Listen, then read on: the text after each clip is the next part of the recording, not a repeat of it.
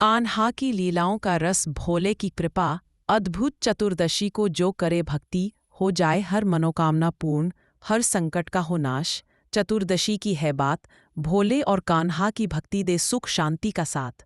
हरे कृष्णा, आप सभी का दिन शुभ और मंगलमय हो। कार्तिक मास की चौवी तिथि यानी चतुर्दशी तिथि भगवान शिव और भगवान श्री कृष्ण की विशेष कृपा का दिन है। इस दिन व्रत और पूजा करने से भक्तों को सभी प्रकार की कठिनाइयों से मुक्ति मिलती है। यह दिन हमें भक्ति, समर्पण और सच्चे प्रेम का महत्व समझाता है। चतुर्दशी की आराधना करने से तथा श्रवण करने से न केवल हम सबके पाप थलतेज में मोक्ष का मार्ग भी सुलभ हो जाता है।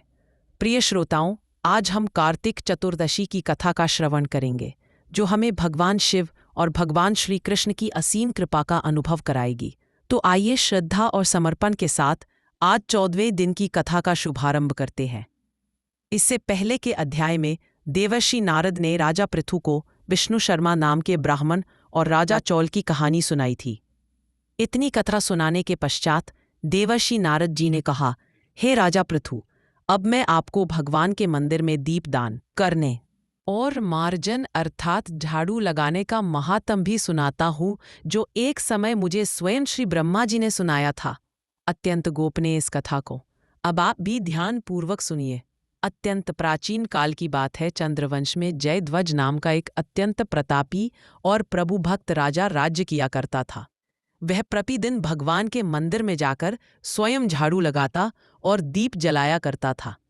एक दिन वितिहोत्र नामक राजपुरोहित स्वयं राजा को यह कार्य करते हुए देखकर विस्मय से पूछने लगे कि हे राजन, भगवान को प्रसन्न करने के लिए और भी अनेक भक्ति युक्त कार्य हैं, फिर मंदिर में आप स्वयं सफाई करने और दीप जलाने में इतनी श्रद्धा क्यों रख रहे हैं? इतनी अधिक श्रद्धा का क्या रहस्य है? राजा ने हाथ जोड़कर अत्यंत विनम्र भाव से कहा, महाराज, इस संबंध में मेरे पूर्व जन्म का एक अत्यंत विस्मयकारी इतिहास है, जो भगवान की कृपा से मुझे इस जन्म में भी याद है। अगर आपका आदेश हो तो वह घटना मैं आपको भी सुनाऊं। पूर्व जन्म की वह घटना सुनाते हुए राजा जयध्वज ने कहा, सतयुग में स्वरोचिस मनवंतर में वेद वेदांग को जानने वाला एक ब्राह्मण था, जो अत्यंत विद्वान होते हुए भी दुष्कर्म में लिप्त रहता था। उसके खोटे कर्मों के कारण उसके बंधु बांधव ने उसका परित्याग कर दिया था। एक दिन भूख प्यास से अत्यंत दुखित होकर वह घूमता फिरता नर्मदा नदी के तट पर जा पहुंचा और वहीं पर उसने अपने प्राण त्याग दिए।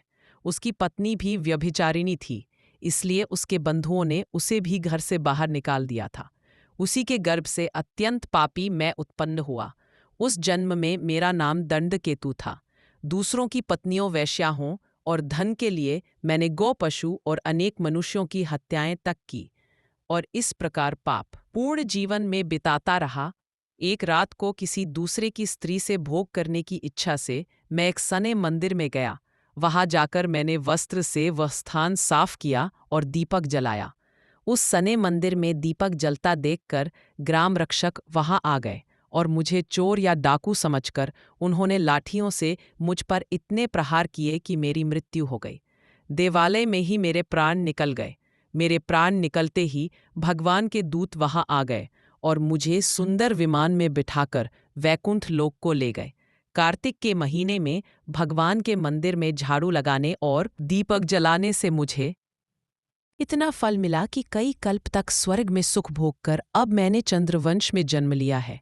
अगर श्रद्धा और भक्ति पूर्वक यही क्रिया कार्तिक के पूरे महीने में की जाए तो उसके पुण्य का तो कहना ही क्या है। उसका वर्णन तो स्वयं श्री ब्रह्मा जी भी नहीं कर सकते।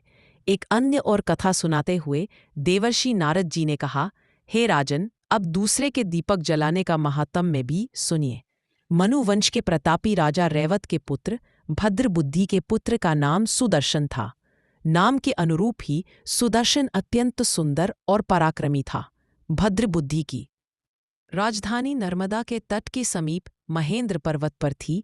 एक बार शिकार खेलने के लिए सुदर्शन अपने साथियों के साथ वन में गया। घूमते फिरते उसने नदी के उस पार एक सुंदर कन्या को देखा तो साथियों को वहीं छोड़कर घोड़े पर सवार होकर वह तत्काल नदी के उस पार जा पहुंचा। वहां उस रूपवती कन्या को देखकर सुदर्शन उस पर मोहित हो गया। कन्या भी उस सुंदर बलशाली वीर पुरुष को देखकर लज्जा को प्राप्त हुई। सुदर्शन ने शालीनतापूर्वक उस कन्या का परिचय पूछा। तब उस कन्या ने बतलाया कि वह तो गौड़ राजा की पुत्री है और उसका नाम मदनाचा है। अपनी सखियों के साथ क्रीड़ा करने के लिए वह यहाँ पर आई हुई है। इसके बाद स्वेच्छापूर्वक उन दोनों ने ही गंधर्व रीति से वहीं पर अपना विवाह कर लिया और कुछ समय तक नर्मदा नदी के तट पर वे दोनों विहार करते रहे। फिर अपने घर आकर वे दोनों आनंदपूर्वक रहने लगे। कुछ समय के बाद राजा भद्रबुद्धि अपने पुत्र सुदर्शन को सारा राज्य सौंपकर स्वयं वन में तपस्या करने के लिए चले गए। राजा बनने के बाद सुदर्शन बड़ी कुशलतापूर्वक राज्य चलाने लगा। रानी मदनाचा अपने पति को विष्णु भगवान की पूजा आराधना करने का सदा उपदेश किया करती थी। इस प्रकार वे दोनों ही भगवान के अनन्य भक्त बन गए। राजा सुदर्शन ने रानी की प्रेरणा से भगवान का एक स्वर्ण मंदिर बनवाया। दोनों ही उसमें प्रतिदिन भगवान का पूजन और कार्तिक मास में दीपदान अर्थात दीप जलाया करते थे। एक दिन रानी मंदिर में दीपक जला रही थी कि उसी समय राजा ने उसे बुलवाया, परंतु दीपक जलाकर आने में रानी को थोड़ी देर लग गई, जिससे राजा क्रोधित हो गया। तब राजा ने बहुत ही क्रोध में अपनी रानी से कहा कि तुम तो कहती थी कि पति ही पत्नी का देवता होता है, फिर दीप दान करने में इतनी देर लगाकर तुमने मेरा अनादर क्यों किया? अगर देरी का कोई और गुप्त कारण हो तो कहो। तब सती साध्वी मदनाचा अत्यंत स्नेहयुक्त वचनों में बोली, हे महाराज, मैं दीपदान का महत्व आपको बतलाती हूँ। अब आप भी ध्यानपूर्वक मेरे वचनों को सुनिए। अपने पिछले जन्म की कहानी सुनाते हुए रानी ने कहा कि मैं पिछले जन्म में एक चूहिया थी। गोदावरी नदी के तट पर एक मंदिर में मैं रहा करती थी। एक दिन भगवान के मंदिर में रात को जला हुआ दीपक बत्ती छोटी होने के कारण बुझने लगा और मैंने घी खाने के लालच से बत्ती को मुंह से पकड़कर उठा लिया। मेरे ऐसा करने से दीपक की लौ तेज हो गई, परंतु साथ ही मेरा मुंह भी जल गया। इससे मैं मृत्यु को प्राप्त हो गई, क्योंकि रात के समय भगवान के मंदिर में दीपक जलाते हुए मेरी मृत्यु हुई थी। इस कारण मैंने इस जन्म में ऐसा सुंदर रूप पाया है और मैं आपकी रानी बन गई।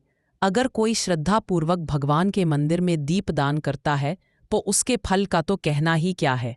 अपनी रानी के मुख से यह वचन सुनकर राजा सुदर्शन ने आजीवन कार्तिक मास का व्रत करके भगवान के मंदिर में दीपदान किया और अंत में वह बैकुंठ लोक को प्राप्त हुआ। हरे कृष्णा। आज के अध्याय में बस इतना ही।